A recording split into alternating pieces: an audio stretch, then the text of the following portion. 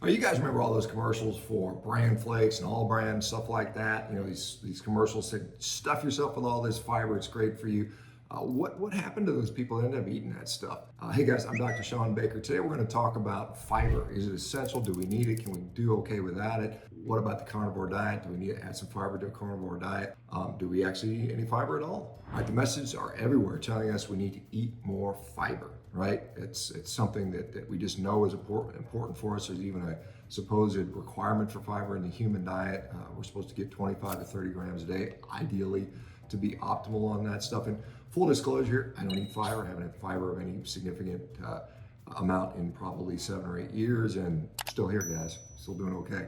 It is supposed to help with constipation, right? But is that what the research shows? Well, we'll come back to that one in a minute. Now, surely there has to be lots of other good research supporting this recommendation that is as common, correct? The best available evidence, which of course would be systematic reviews, meta-analyses of randomized controlled trials that have examined fiber. We simply can't do that because there is one study that is large enough and long enough that is examined fiber, and it's the Diet and Reinfarction trial published in 1989.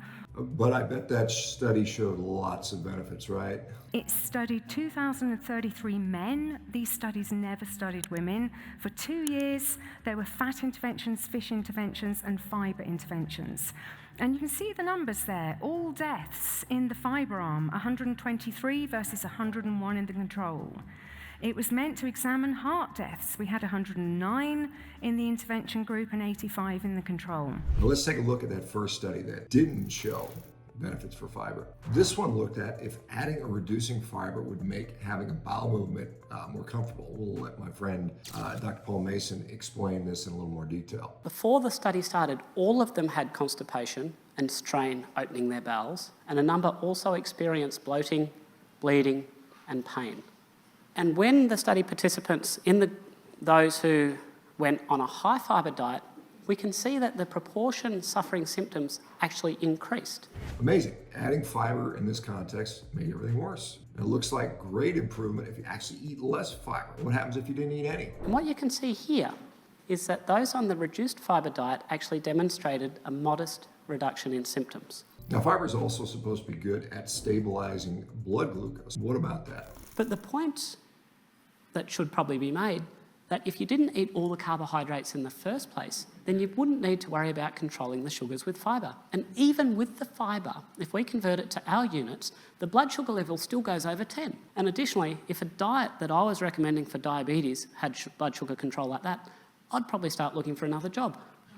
So if you didn't eat a bunch of sweets, well, you really don't need fiber to help stabilize your blood sugar, do you? Okay, but one argument for fiber is that our gut bacteria make short-chain fatty acids, which are feeding our gut lining to keep it healthy. What about that argument? Now, some of those short-chain fatty acids are converted into ketones to nourish the gut lining. Now, what if you're already in ketosis? So, if ketones are produced from short-chain fatty acids, and that's beneficial, then isn't it logical that ketones in the circulation from being in nutritional ketosis or on a ketogenic diet would also be beneficial to these cells? They can still get to them. And in fact, the ketones in the circulation are probably even more effective because they're delivered to every colonocyte, not just those in which they're in direct contact with. And this has actually been demonstrated in studies comparing enemas giving short-chain fatty acids and ketones given into the circulation.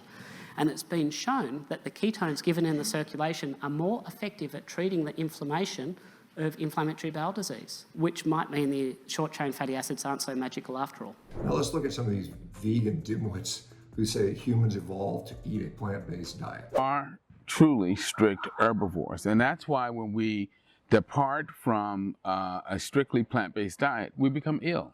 That's why diets that contain large amounts of animal food are associated with a number of chronic diseases like heart disease, cancer, diabetes, autoimmune diseases, high blood pressure, stroke. The more we eliminate animal foods from our diet, the healthier we are.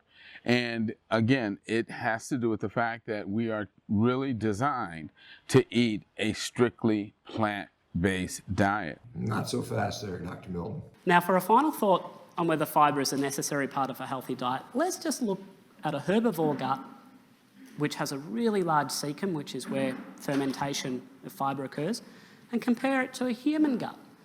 So clearly you can see that our gastrointestinal tract just isn't set up to metabolize or process fibre in the way that herbivores are. Now we can see where the messaging about needing bran comes from. Exercise for your outside and exercise for your inside with Kellogg's Bran Flakes. Kellogg's Bran Flakes are loaded with fiber to exercise your insides as only fiber can. Now this has more to do with religion than research, health, or food science. The man who became the cereal king was John Harvey Kellogg, and his company still promotes his Seventh-day Adventist views. So you can see that this fixation with eating fiber isn't really based on sound science.